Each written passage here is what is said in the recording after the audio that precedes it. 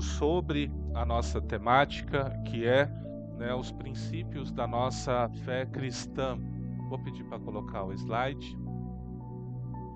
Lembrando que o nosso texto, a gente parou aqui, mas o nosso texto, a gente já falou bastante coisa, está aqui em Hebreus, capítulo 6, versículos 1 a 3, que diz: Por isso, deixando os rudimentos da doutrina de Cristo, prossigamos até a perfeição, não lançando de novo o fundamento do arrependimento de obras mortas, de fé em Deus, da doutrina dos batismos, da imposição das mãos, da ressurreição dos mortos e do juízo eterno. E isto faremos se Deus o permitir. Então, o autor aqui de Hebreus, que muitos acreditam que é o apóstolo Paulo, ele vai dizer que já era para os hebreus, a quem essa carta foi endereçada, já eram para eles serem mestres, já eram para eles dominar um nível muito profundo da palavra de Deus, mas eles não estavam querendo avançar, eles sempre ficavam estudando sobre isso, o arrependimento de obras mortas, de fé em Deus, a doutrina dos batismos, imposição de mãos, ressurreição de mortos e juízo eterno. Eles não saíam disso, toda vez era isso. Se chegasse lá um apóstolo, um evangelista, chegasse lá um itinerante, sempre a temática era essa. E ele fala, e ele chama isso aqui de leite. Ele vai chamar isso aqui de colostro. Você sabe o que é colostro? As mulheres sabem o que é colostro, É o primeiro, leitinho que sai, até vir mesmo leite, Então, a mulher, quando ela vai amamentar o bebê, ela começa dando colostro e aí vem para o leite. Então, ele vai chamar tudo isso aqui de colostro, leitinho. Vocês têm que avançar.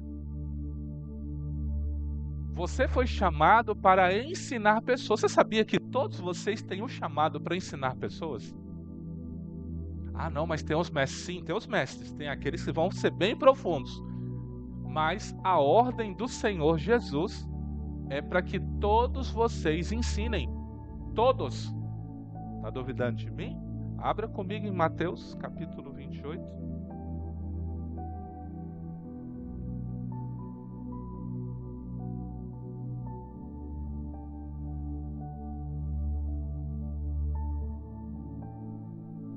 Mateus, capítulo 28, versículo 18 em diante, diz assim: E Jesus veio e lhes falou, dizendo: Foi-me dado todo o poder no céu e na terra. Portanto, ide, ensinai todas as nações, batizando-as em nome do Pai, do Filho e do Espírito Santo, ensinando-as a observar todas as coisas que vos tenho mandado.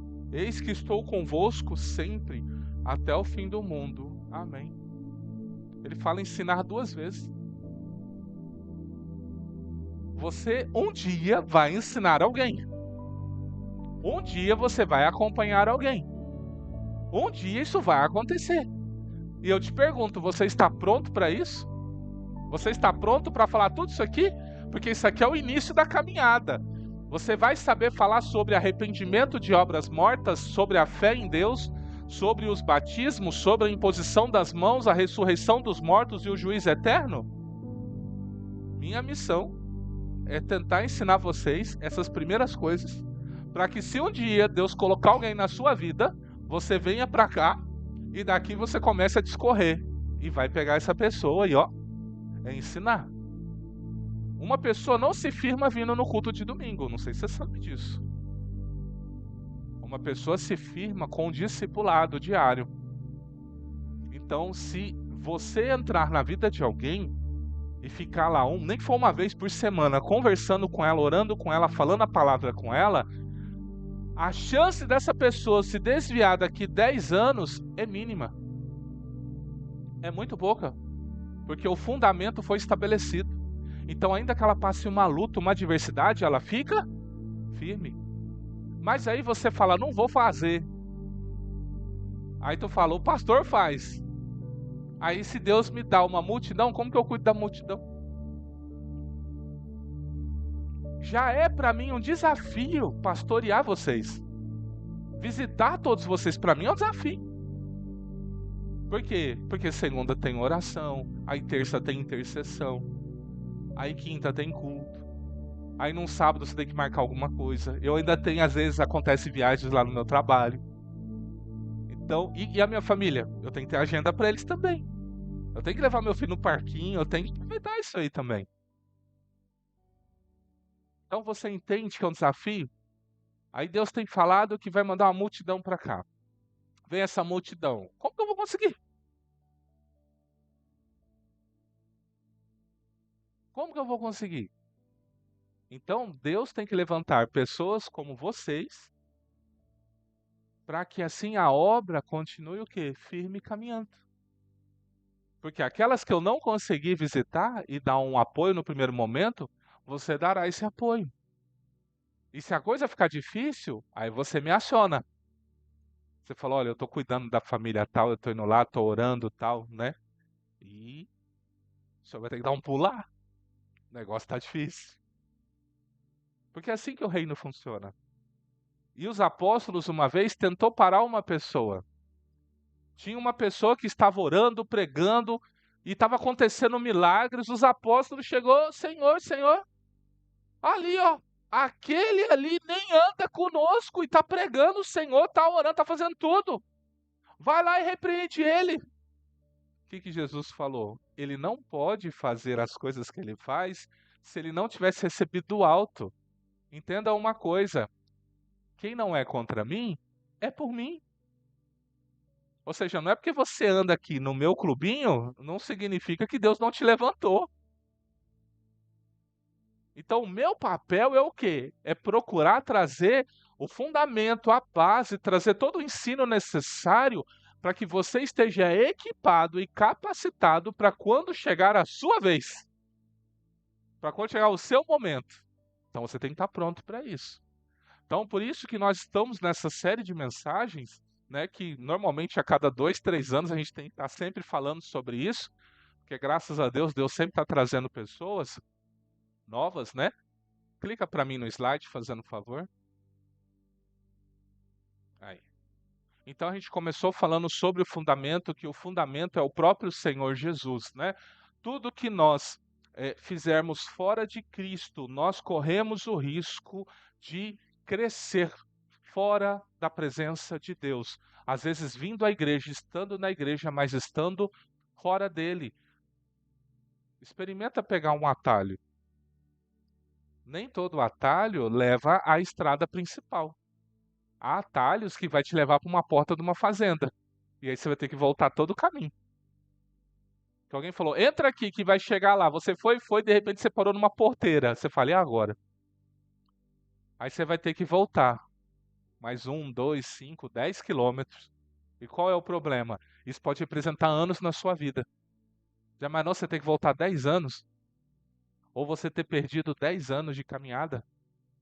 Porque você foi seguindo um caminho. Aí você tem 10 anos de fé, você descobre que 90% das coisas que você faz e você acredita está errado. Como você vai lidar com isso? Você fala, meu Deus, eu aprendi tudo errado e já tem 10 anos que eu vou na igreja. Aprendi tudo errado. Aprendi errado como orar, aprendi errado como trazer minhas ofertas, aprendi errado tudo. Tudo, tudo, tudo. Aí tu vai ter que ter humildade, pedir perdão para Deus, porque quem desviou foi você, porque ele deixou a palavra. E aí começar a fazer tudo de novo. E aí às vezes você vai ver uma pessoa que tem 1 ano de fé, avançando mais que você que tem 10.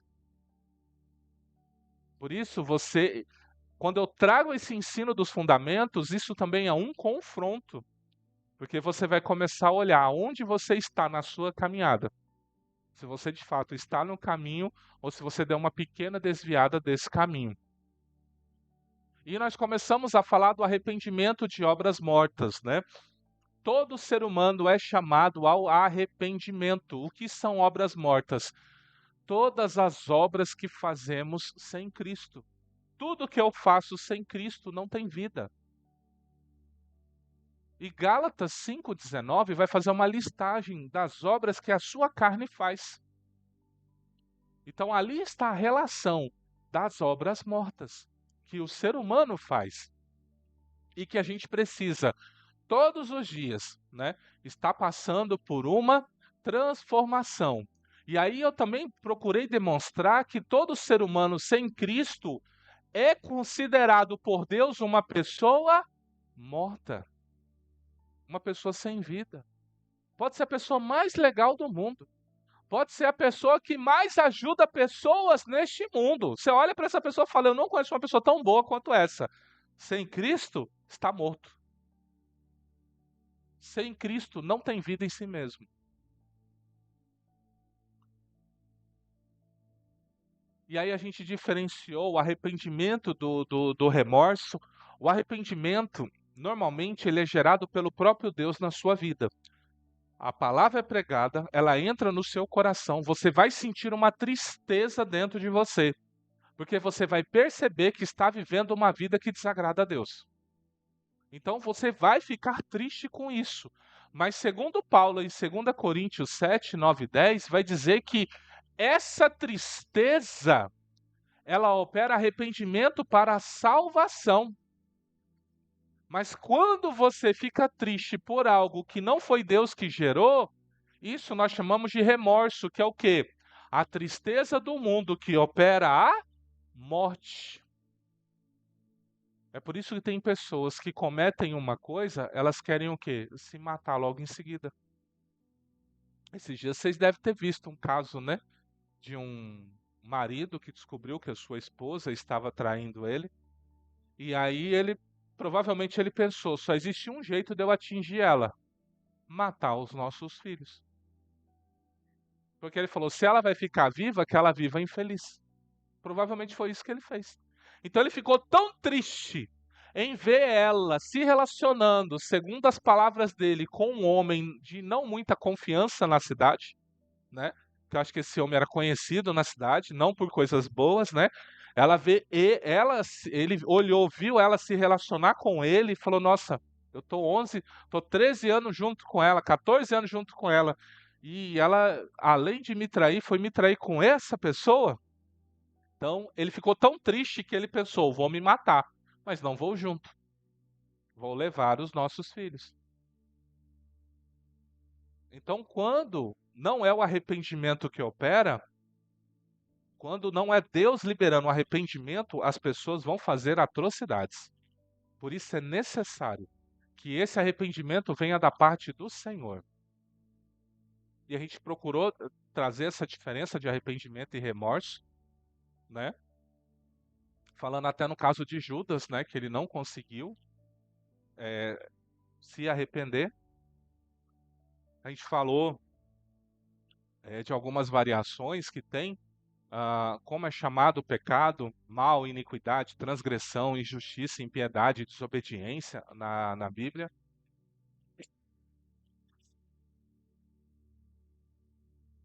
Perdão. A gente falou que isso começou lá no céu, né? Começou com um anjo, o diabo, um querubim, e ele fez dessa forma.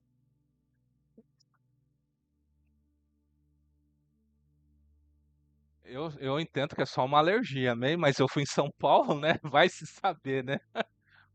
A gente falou os nomes que ele tem.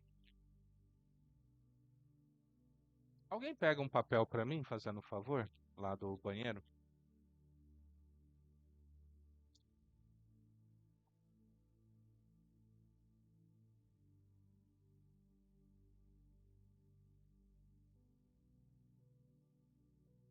A gente falou da necessidade, né, que o homem, que Deus conclama que os homens precisam se arrepender, né? E Jesus, ele fala assim: "Não vos digo que se não se arrependerdes todos de igual modo, perecereis."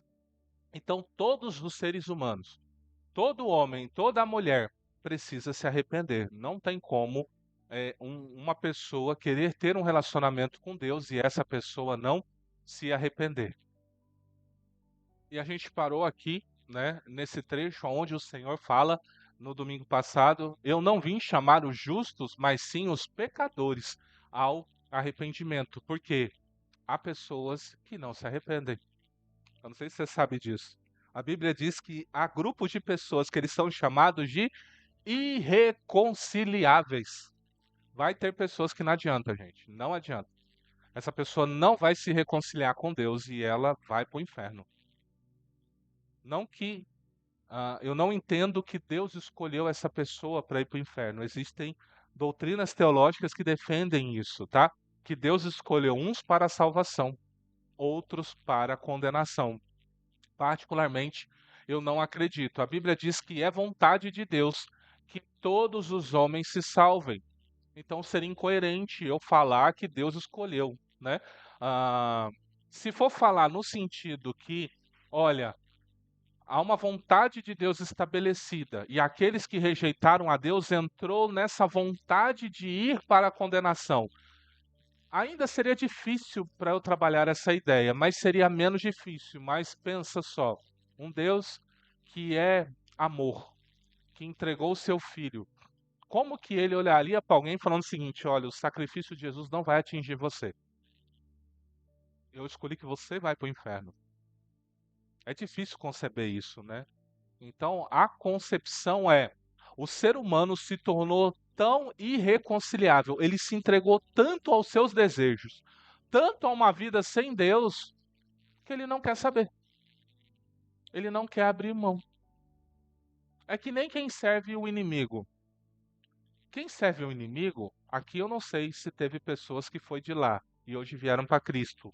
Aqui agora tem pessoas assim que serviu lá as trevas e veio para cá? Fala para mim, era de paz o seu serviço lá? As entidades ela cobrava e chamava era de cavalo que te chamava, não era? Deus chama de filho, as entidades chamam de cavalo. E se você falasse que não ia fazer, ele falava assim: vou matar você, vou matar seu filho, vou matar, entendeu? E normalmente Deus alerta. Deus fala: tome cuidado, por quê? Porque você tem um adversário, e se você sai da vontade de Deus, esse adversário pede para destruir sua vida.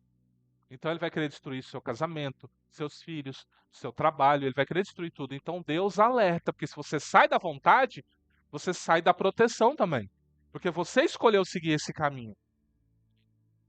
Então, como que é possível alguém servir esses seres? Eles ameaçam o tempo todo e essa pessoa não vem para Deus. Alguns bruxos, eles contam que eles vieram para Cristo porque quando ele foi fazer o feitiço dele lá, quando ele foi fazer o trabalho dele, e na hora que, por exemplo, eu vi um bruxo contando que certa vez o diabo perdeu ele quando ele tinha que pegar um corpo no cemitério para fazer um trabalho. E esse corpo era de um crente. E na hora que ele foi pegar, a entidade manifestou para ele falando assim, ó, esse corpo você não toca. Ele falou, não, mas eu paguei muito caro por esse corpo. Eu vou pegar esse corpo. Ele falou assim, não pode. Esse corpo pertence ao homem lá de cima. Eu não posso fazer nada. E sumir. Aí o bruxo falou assim, deixa eu ver se eu entendi. Deus guarda um corpo já morto no cemitério para que eu não possa pegar. Imagina o que ele faz com os vivos. Se ele guarda um corpo de uma pessoa que morreu, imagina o que ele faz com quem está vivo. Por isso ele veio para Jesus. Ele falou, uai, um Deus que guarda até morto? Ou seja, se essa entidade que eu julgava ser poderosa falou, eu não posso tocar porque ele não deixa, então existe alguém mais poderoso. E se ele guarda um morto, quanto mais um vivo. E essa aí entra aqui, ó. Lembra lá da ressurreição dos mortos? Por isso que tem uma doutrina, porque ele guarda o corpo daquele que descansa no Senhor, porque esse corpo será glorificado. Então ele guarda, ele protege. Pode estar osso, pode estar o pó se foi cremado, aconteceu alguma coisa, mas ele guarda esse corpo. Para que no dia da ressurreição esse corpo venha, se manifeste e seja transformado em glória. A gente vai falar sobre isso mais para frente. Então, o arrependimento, ele é uma realidade na vida do cristão. Por quê? No decorrer da caminhada, nós podemos o quê? Enfraquecer, podemos acabar desviando, podemos não praticar de maneira correta o que Deus estabeleceu, e aí Deus nos chama ao arrependimento. Fala, é possível Deus chamar a gente da igreja ao arrependimento? É sim. Apocalipse capítulo 2, versículos 1 e 7 diz assim, ó: Escreve ao anjo da igreja de Éfeso: Isso diz aquele que tem na sua destra 7 estrelas, que anda no meio dos 7 castiçais de ouro. Conheça as suas obras, o seu trabalho, a sua paciência, e que não pode sofrer os maus.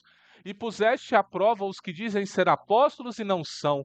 Tu os achastes mentirosos, e sofreste, tens paciência, e trabalhaste pelo meu nome, e não te cansaste. Que igreja boa, hein? Uma igreja que sofre, uma igreja que trabalha, uma igreja que resiste os falsos obreiros. Que igreja boa, hein? Quem está falando isso aqui é Jesus Cristo, tá? É ele que está falando. Então, a igreja de Éfeso é uma igreja boa. Mas olha o que ele fala: Tenho, porém, contra ti que deixaste o teu primeiro amor. Lembra-te, pois, de onde caíste e arrepende-te e pratica as primeiras obras. Ou seja, o que é arrepender? Ele estava vindo aqui, ó, fazendo, resistindo aos falsos obreiros, né? E fazendo as obras e tal. Quando ele abriu mão do primeiro amor, o que ele fez? Ele entrou no atalho. O que ele está fazendo? Ó, tudo que você faz é bom, mas uma coisa te levou para o atalho. Se arrepende o quê? Converte, volta para o caminho. Volta para o caminho que é reto e estreito. Porque o caminho do Senhor é estreito, o caminho largo leva para a perdição, mas o estreito para a salvação. Esses dias eu vi um vídeo de uma moça, não sei nem o que falar dessa moça. Ela estava lá no carnaval, fantasiada de anjo, e ela teve a audácia de dizer que o Espírito Santo mandou ela ir lá daquele jeito. Ela teve a audácia e falou rindo ainda. Eu posso abrir, pedir para eles achar o vídeo aí e abrir aqui para vocês verem. Menina vestida de anjinho lá no carnaval. Não diz a Bíblia que o diabo, ele se transfigura como anjo de luz? Então, quem que mandou ela para aquele lugar? Você acha que Deus vai mandar um crente para pular carnaval, gente? Agora, se tu for lá para ganhar almas, para orar e proclamar o arrependimento, eu acredito nisso, tá? Eu acredito muito nisso, mas entenda, de 10, a maioria das pessoas sem encontrar ali vai estar drogada, vão estar bêbadas, e alguns vão te ouvir só para tirar onda da sua cara. Então, ali você vai ter sucesso num evento como esse? Bem baixo, você não concorda? Mas você pode ter, porque você foi. Então, você pode ir lá? Pode. Vai falar, vou lá evangelizar, né? Vou lá no carnaval para evangelizar. Vou lá evangelizar, né? Ô, meu irmão, se arrepende aí, ó. Se arrepende, se arrepende.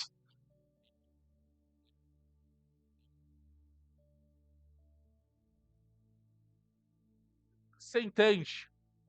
A moça, ela falou com toda a convicção que foi Deus que mandou ela lá. Mas o que Jesus fala? Arrepende-te. Pratica as primeiras obras, quando não, brevemente a te virei, e tirarei do seu lugar o teu castiçal, se não te arrependeres.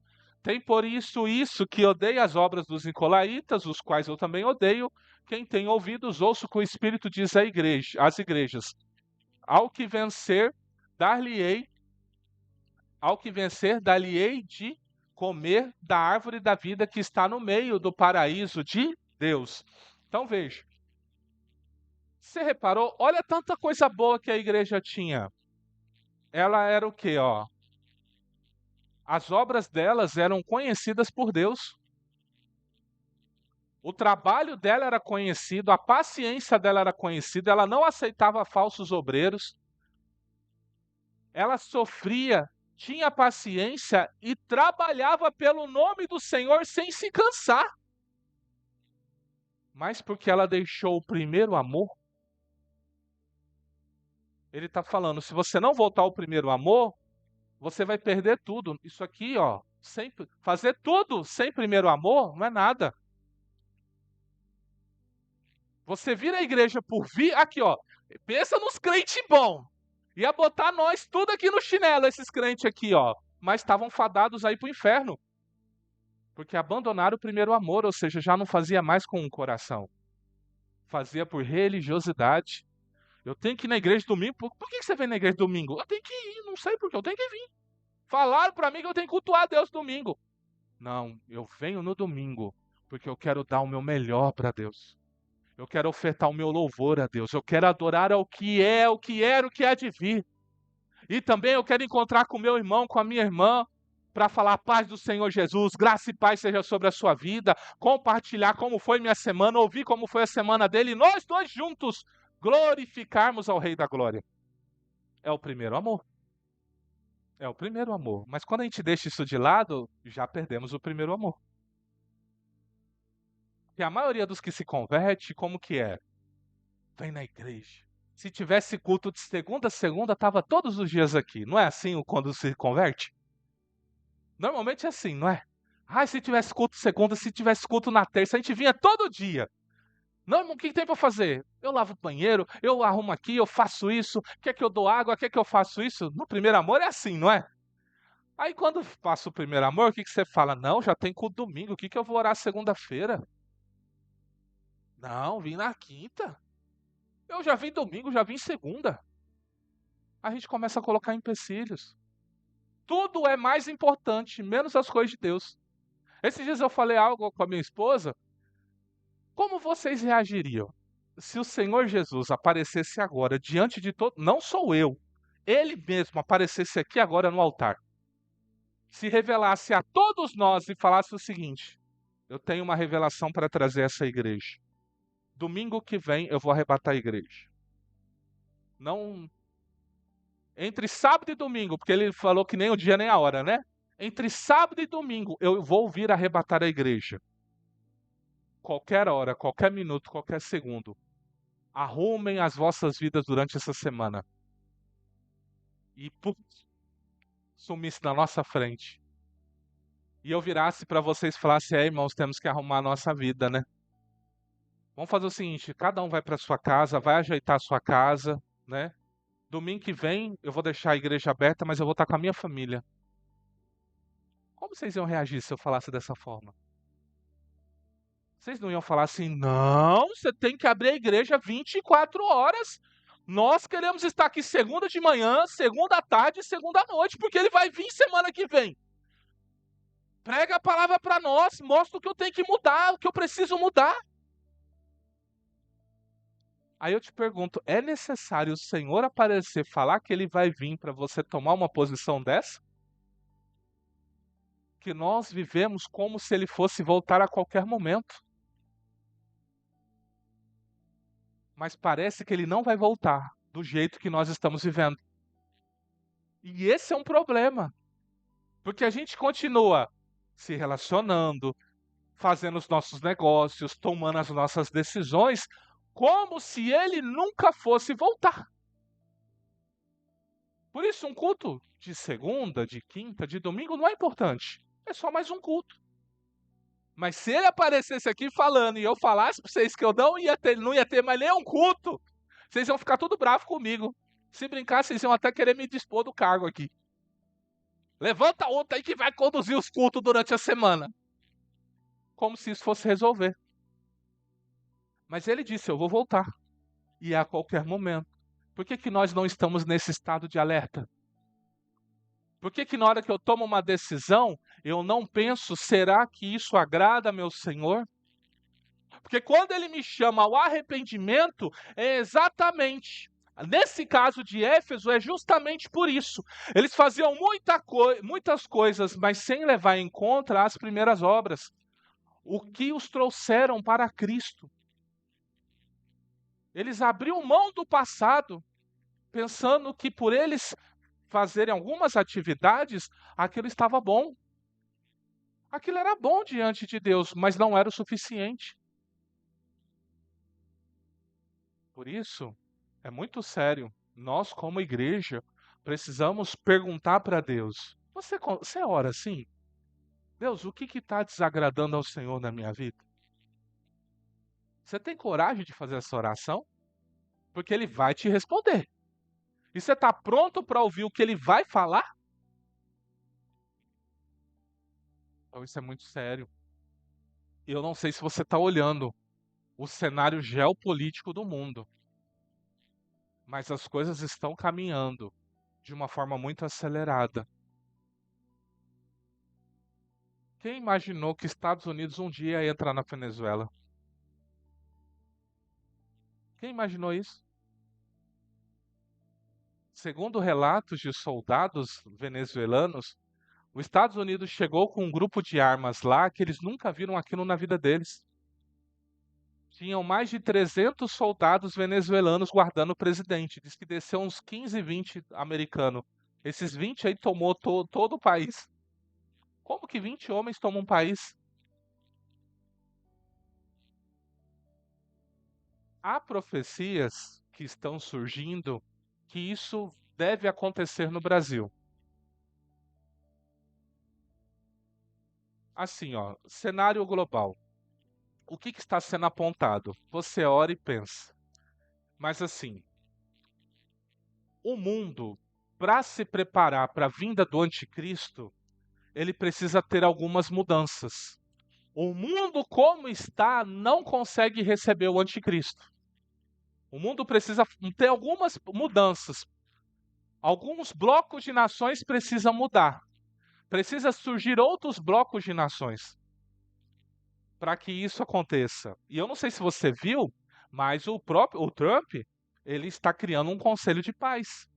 Ele está criando um outro bloco de nação, tirando fora a ONU. Então, as coisas estão acontecendo.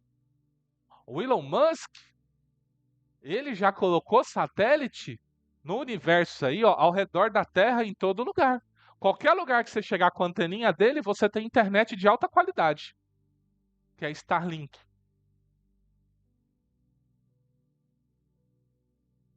E para que haja um domínio global do anticristo, ele precisa de internet. Ele precisa de uma alta conexão. As coisas estão começando a se encaixar. Então, quando você olha o cenário geopolítico, você percebe o quê? Que as coisas estão convergindo. Estão convergindo, convergindo, convergindo. Vira e mexe está surgindo aí uma gripe aqui, um negócio ali. O apóstolo Robson, foi uma.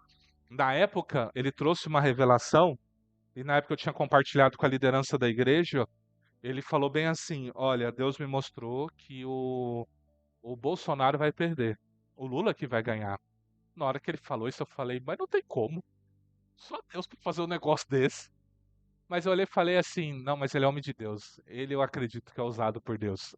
Eu cheguei e contei para a liderança ficou revoltada comigo na época. Eu falei, gente, é isso que vai acontecer. O que aconteceu? Entendeu? Então, assim, se ah, o cenário geopolítico que vai acontecer é o quê? Quando você lê Mateus 24, guerras, rumores de guerras, mortes, pestilência, terremotos, tudo isso. Não foi estranho para você ano passado, Cuiabá? Fez o calor que costumava fazer em Cuiabá ano passado? Gente, eu acho que a gente teve mais de 30 dias de frio. Isso não foi estranho para você? Para mim, o máximo que tinha de frio em Cuiabá era 7 dias. Durante o ano. 2, 3 dias aqui, 2, 3 dias ali e acabou. Não era isso que era o tempo de frio? Ano passado foi mais de 30 dias de frio. Isso já não foi estranho para você? Você entende que quando você olha para o cenário global, as coisas estão mudando? O que eu quero dizer com tudo isso? Que é para você se preocupar? Não. É para você olhar para a sua vida e se posicionar. O que Deus quer realmente de você nessa terra? O que realmente Deus quer de você? Deus quer te usar na família? Glória a Deus por isso. Deus quer te usar na igreja? Glória a Deus por isso. Deus quer te usar nas praças, nas ruas? Glória a Deus por isso. O que Deus quer de você? Você está exatamente aonde Deus estabeleceu na sua vida? Não espere que eu dê essa resposta para você. Porque o chamado, a vocação, ela é pessoal. Ela é de cada um. Por isso é necessário você olhar. E vai chegar um momento que Deus vai te chamar para o arrependimento. Em alguma área da sua vida. Isso vai acontecer. Quando o arrependimento opera em nós, reconhecer que é pecador, que está morto para Deus, decidir mudar de atitude pela pregação da palavra, que é o que nós vamos chamar de conversão genuína, porque às vezes a pessoa se convence que a igreja é um lugar bom, aqui é um ambiente bom, aqui tem pessoas legais, é um convencimento, mas na hora do confronto, ela não fica. Ela não suporta, ela não sustenta.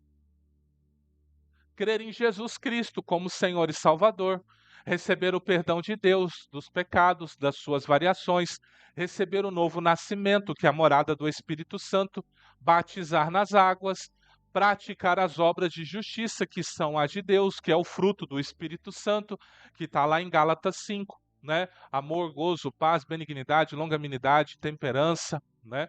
Então, que são o fruto do Espírito Santo. Qual é a consequência depois que você se arrepende? Você é justificado e santificado. O que é justificar? É o ato. Eu vou pedir para a bispa levar o. Vai distrair. Hã?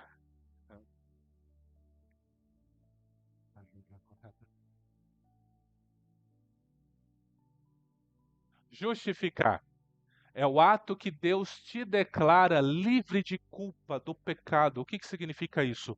Todos nós, diante de Deus, temos uma acusação, que somos pecadores. E, ou seja, com essa acusação, só resta a Deus fazer uma única coisa: nos lançar no lago que arde com fogo e enxofre. Para Deus só resta isso. Mas quando você se arrepende e confessa a Cristo como Senhor, Deus faz uma declaração ao seu respeito. Ele fala: você está livre de culpa. Você está perdoado o seu pecado e eu te aceito. Imagina para você o diabo, que é o promotor, é o acusador. Ele está ali falando: tem que matar, tem que lançar no lago de fogo, não presta. Ele está lá falando tudo isso do ser. Deus levanta e fala assim: ó, eu o recebo, eu o perdoo, eu declaro, seja abençoado, é meu filho, é minha filha, te livro da sua culpa. O que ele vai fazer? Porque se Deus declarou, gente, foi o rei do universo que declarou, ele não mente. Se ele falou isso de você, está falado. Se ele declarou isso sobre você, está dito. É irrevogável. Saiu da boca dele, é Deus dando. Olha, gente, eu acho que vocês não entenderam. É Deus, o Criador, dizendo que você está perdoado, você está perdoada, você está livre de culpa. Não há condenação para quem está em Cristo Jesus. É Ele quem está falando de você. Por isso que a Bíblia fala: quem tentará acusação contra os escolhidos de Deus? Se é Deus quem os justifica. É o Pai que está dizendo isso de você. Então, justificar é isso. Santificar é o ato de tornar algo santo pelo sacrifício de um ser animal inocente. Então, Jesus é o Cordeiro de Deus que nos tornou para Deus santos. É o que eu falo aqui, né? Eu já falei várias vezes e às vezes é difícil entrar isso na sua mente. Mas há uma frase que alguns de vocês falam que, na minha opinião, vocês têm que parar de falar. Você que crê em Jesus, arranca esse ditado da sua boca: eu não sou santo. Arranca isso da sua boca. Arranca isso. Porque quem te santifica é o sangue de Jesus. Não é um ato seu, é um ato dele sobre a sua vida. Foi ele que pegou o sangue dele, ó, derramou sobre você e falou assim, ó, é santo. Eu sou santo, você tem que ser santo. Eu te santifico com o meu sangue. E aí você fala, eu não sou santo. O que você está dizendo? Eu vou explicar o que você está dizendo para o mundo espiritual quando você fala, eu não sou santo. Você está dizendo a seguinte coisa para o mundo espiritual. O sacrifício de Jesus não foi suficiente para me remir. É isso que você está dizendo. O que você acabou de cometer aqui? Um pecado de blasfêmia. Você blasfemou contra o sacrifício, contra a morte de Jesus. Que ele morreu para te santificar. A sua santificação não depende de você, depende dele em você. É por isso que ele colocou dentro de você o Espírito Santo. O Espírito é santo. Por ele habitar em você, esse Espírito te santifica. É ele quem te santifica. A palavra te santifica. A comunhão te santifica. A glória de Deus te santifica. Por que nós nos reunimos aqui hoje? Para nos santificar. Por que a gente adora a Deus e pede para o poder vir? Para nos santificarmos. Quando a glória vem, o que nós fazemos? Ó, a glória vem e vai arrancando a sujeira. Às vezes você entrou aqui até pesado, não foi? Às vezes quando você entrou aqui, né? Você entrou até assim, né? Você entrou assim, ai, ai, ai, ai. Tô falando de dor não, falando espiritualmente falando, amém? Ai. Aí vem a bispa, vai, bota em pé, vamos louvar, não sei o que. Você falou, oh, meu Deus, essa mulher mandando eu cair em pé. Aí tu fica. Aí tu começa a adorar. Aí você vai sendo cheio, vai sendo cheia. De repente você tá, oh, aleluia, glória a Deus, aleluia. A santificação operando em você. Tirando a sujeira, tirando a imundícia dentro de você. Porque essa obra não vem de você para ele, é dele para dentro de você. É ele quem nos justifica. É ele quem nos santifica. Por isso que nós o glorificamos. Nós o amamos porque ele nos amou primeiro, diz a palavra de Deus. Não vem de nós, vem dele. Tudo é dele, tudo é para ele, para sempre. Amém.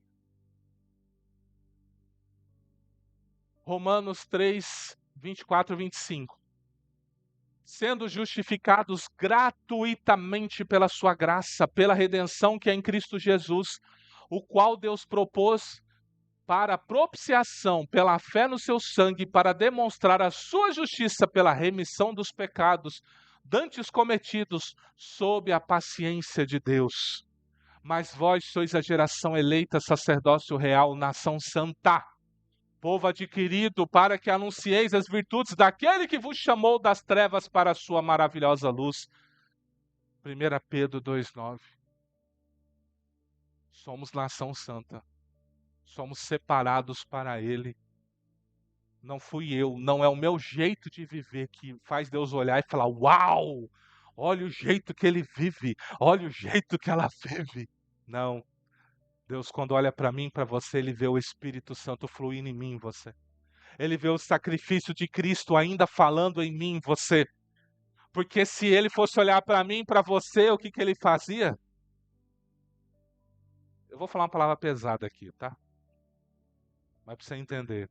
A Bíblia diz que as obras de Deus, as obras de Deus não, as obras do homem para Deus são como trapos de imundícia. Você já viu essa palavra?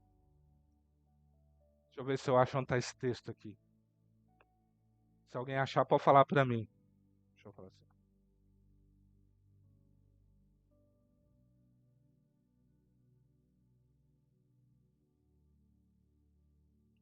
Alguém lê para mim Isaías 64,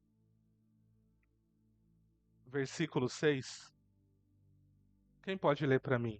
Isaías, capítulo 64, versículo 6.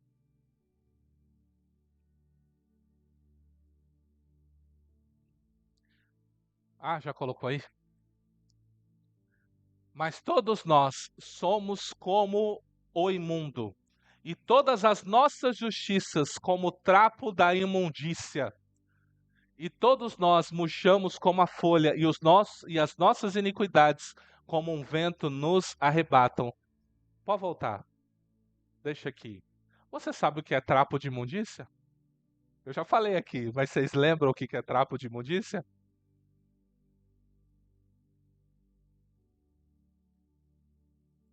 Hoje é uma tecnologia, mas na época era um pano mesmo. Já ouviu falar no absorvente? E essa imundícia, o que você acha que é? A menstruação. Eu poderia traduzir aqui falando assim: as nossas justiças é como o absorvente cheio do sangue da menstruação. Porque as mulheres não tinham absorvente nesse tempo, né? Elas usavam um paninho, um trapo de imundícia. Tinha as imundícias da mulher. É isso que ele está falando. A nossa justiça para Deus é como um absorvente encharcado do sangue da menstruação. É legal ou é nojento isso? É nojento, né? Fede, não fede? É terrível, não é? Então, as coisas que você faz para Deus fede. É isso que está dizendo o texto aqui, ó. Isaías está dizendo: o que você faz para Deus fede. Por que eu estou falando que o fundamento é Cristo?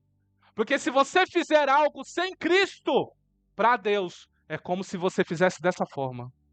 Tudo que você fazer, você tem que fazer com Cristo. Experimenta fazer algo sem Cristo, para ver o que Deus vai falar para você. Deus vai fazer assim, ó. Quando você chegar perto dele, ô Senhor, ele, tá fedendo, ah. É isso. Chega diante dele com Cristo. Cheiro suave, aroma suave, perfume maravilhoso, agradável. Você não tem escolha, meu irmão. Você não tem escolha. Ou tu faz com Cristo e agrada a Deus, ou tu faz sem Cristo e Deus vai ter nojo de você. E quando eu sei, é simples, ora. E você vai sentir na hora se Deus está ouvindo sua oração ou não. Porque está subindo com um cheiro, está fedido diante de Deus. Você nunca leu. Quando subiu uma oferta diante de Deus, subia como? Cheiro suave. A sua oração tem que ser cheiro suave, tem que ser em nome do Senhor Jesus, amém? Para subir assim, ó, Deus fala,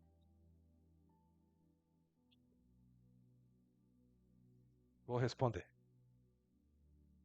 Pode conceder tudo que está me pedindo. Aí sobe assim, ó. Aí vem o anjo e fala, e agora, o que eu faço? Às vezes você se pergunta, por que minhas orações não são respondidas? Tiago vai dizer, porque vocês não sabem orar como convém. Vocês querem gastar nos vossos deleites.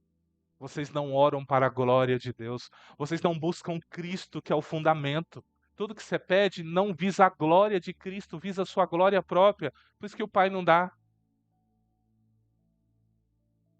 Porque eu não sei se você sabe como funciona a oração, mas a oração funciona mais ou menos assim. Quando você ora, a sua oração, o anjo que está com você, ele pega a sua oração e ele transforma ela como se fosse num pó de incenso. E ele corre diante de Deus. Lá na presença de Deus tem um altar. Ele derrama, né? Lá, ele apresenta, tem um dos 24 anciões, ele apresenta. Esse ancião apresenta esse incenso.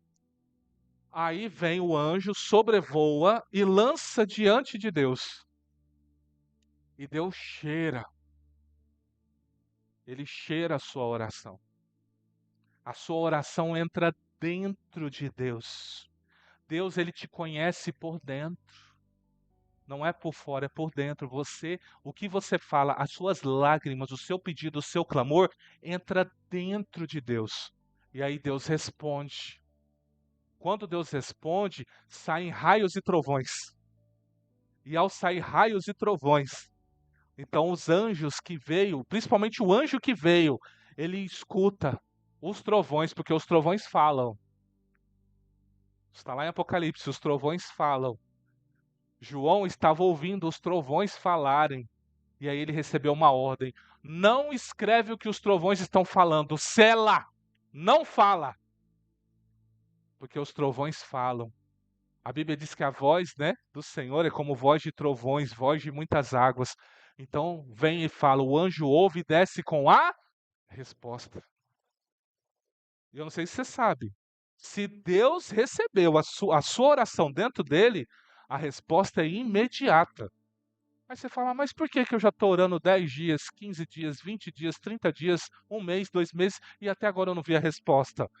Porque há uma guerra espiritual acontecendo. Lembra de Daniel? Lembra quando o, o, o Gabriel veio trazer uma resposta para Daniel? Ele diz assim, ó, homem, desde o primeiro dia que você se colocou para humilhar, eu vim. Mas o príncipe da Pérsia me resistiu por 21 dias. Então Miguel, um dos primeiros príncipes, veio me auxiliar. Então eu pude vir e trazer a resposta. Deus deu a resposta para ele no primeiro dia. Mas ele teve que ficar orando por 21 dias, até que a passagem entre o lugar que Deus está e nós estamos, há um lugar chamado regiões celestiais. E até ele cruzar essas regiões celestiais e descer aqui na terra, teve uma guerra. Por isso que a gente fala, continua orando. Às vezes você liga e fala, eu não sei o que fazer. O que nós falamos? Continua orando. Vamos orar junto com você. Por quê? Porque há uma guerra nas regiões celestiais. A sua resposta já veio. Mas a gente tem que continuar orando, porque a vontade é sua, o desejo é seu de ter a resposta. Então, para que as regiões celestiais se abram e a resposta chegue, e quando a resposta vem, é tudo que você pediu e mais um pouco. Por isso que tem pessoas que do nada a vida dela vira do avesso. Né, irmã Zélia? Vira assim, ó. Do avesso. Você nunca viveu isso na sua vida? Do nada, você esperou, esperou, esperou, esperou. Do nada veio aquela resposta que mudou toda a sua história. Comigo isso aconteceu umas 2 vezes já. 2, 3 vezes. Luta, luta, luta, luta. De repente vem a resposta. Você fala: meu Deus, entrei no oásis agora. Vou voar. Você até esquece a luta. E a luta foi grande. Você nem lembra mais da luta. Mas por quê? Perseverança. Continua orando, não desista, continua orando, continua crendo, continua. Esse momento pode ser difícil, mas Deus muda a história, Deus muda a realidade. Deus nos tem chamado. Pode voltar lá para o slide. Deus nos tem chamado. Hoje eu quero encerrar a parte do arrependimento. Tem que clicar no slide para mim?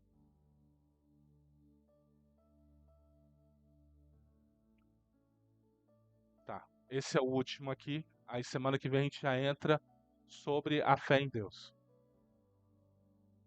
Lembra quando eu falei para vocês? Tomem cuidado com o ditado: eu não sou santo. Olha o que Paulo vai falar em 1 Coríntios 1,13. Paulo, chamado apóstolo pela vontade de Deus, e o irmão Sóstenes, a igreja de Deus que está em Corinto, aos santificados em Cristo Jesus, chamados santos, com todos os que em todo lugar invocam o nome do Senhor Jesus Cristo, Senhor deles e nosso, graça e paz da parte de nosso Pai e do Senhor Jesus Cristo. Isso está na introdução da carta de Corinto. Olha o que ele vai falar agora em 1 Coríntios 3, 1, 3. Ele começa chamando os coríntios de santificados em Cristo, chamados. Ele começou falando assim, né? Mas é a mesma carta, tá? Lida em sequência. Olha o que ele fala. 2 páginas depois. Eu, irmão, não vos pude falar como a espirituais, mas como a carnais, como a meninos em Cristo. Leite vos criei, não com carne, porque ainda não podis, nem tampouco ainda agora podeis, porque ainda sois carnais, pois havendo entre vós inveja, contenda, dissensão, não sois porventuras carnais e não andais segundo os homens? Possível. Ele começar chamando ele de santo e chamar ele de carnais. Entendeu? Você é santo, você é santificado, mas você pode ter inveja, você pode falar, ter uma mentira aqui, você pode ter um pecado ali. Mas isso não tira o fato que o sangue de Jesus te santificou. Por isso, arranque. Eu estou falando isso já deve ter uns 5 anos já aqui na igreja. Arranque essa expressão da sua boca. Eu não sou santo. Arrisque. Se os outros vierem para você e falar assim, você não é santo, você fala assim, quem está falando isso é você. Porque eu sei que no sangue de Jesus Cristo eu sou santificado e chamado santo. Sou separado para Ele. Preciso melhorar? Sim, tem que deixar de ser carnal. Tem que deixar de ser carnal. Tem que deixar de ser invejoso, contentioso, essas coisas. Tem que tirar essas coisas. Mas isso não tira o fato que eu sou santificado. Sou santo. E é por isso que você sempre vai estar pedindo perdão. Ceia é um dia de pedir perdão, não é? A gente não fala? Mas quem disse que a gente precisa esperar até a ceia? Por isso que qual é a oração do Pai Nosso? Pai nosso que estais no céu, santificado seja o teu nome.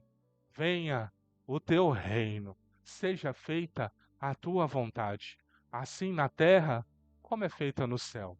O pão nosso de cada dia nos dá hoje. Perdoa as minhas dívidas, perdoa as minhas ofensas, assim como nós perdoamos os nossos devedores ou a quem nos tem ofendido. Não nos deixes cair em tentação, mas livra-nos do mal, porque teu é o reino, o poder e a glória para todos sempre. Então, o que que tem na oração do Pai Nosso? Perdoa as nossas ofensas, perdoa as nossas dívidas, assim como nós perdoamos. Por isso, irmãos, nós vamos errar. João vai dizer: quem disser que não tem pecado, não só é mentiroso, como chama a Deus de mentiroso. Mas nós temos uma convicção: que o sangue de Jesus, o Cristo, nos purifica de toda injustiça, se nós confessarmos os nossos pecados. Por isso, arrependimento é coisa de todo crente.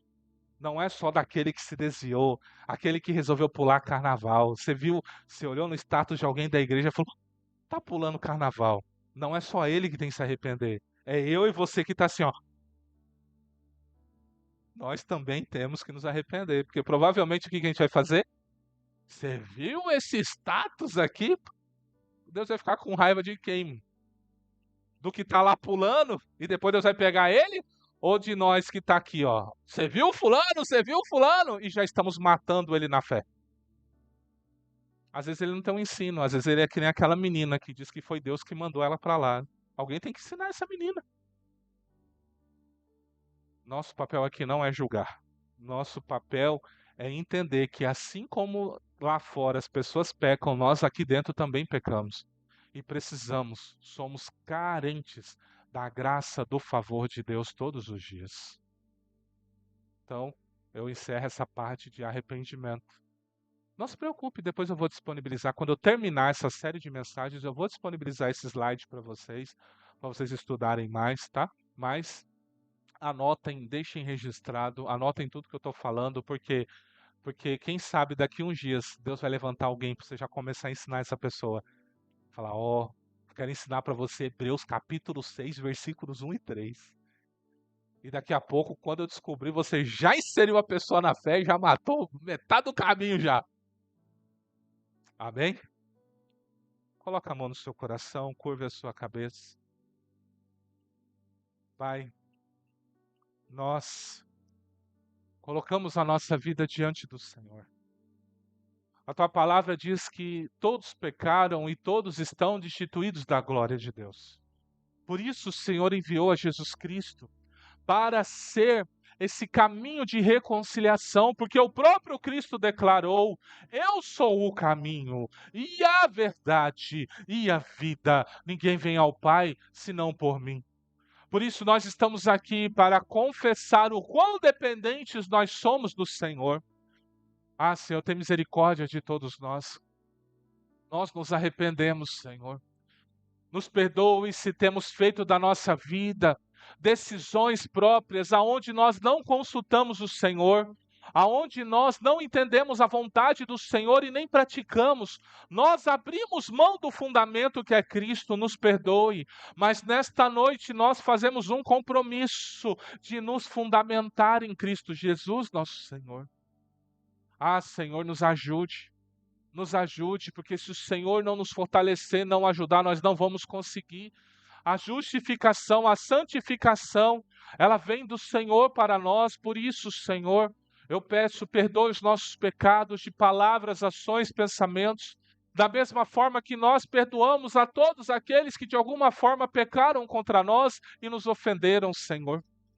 Nos santifica no teu sangue, ó Jesus Cristo, e nos coloca de volta no caminho.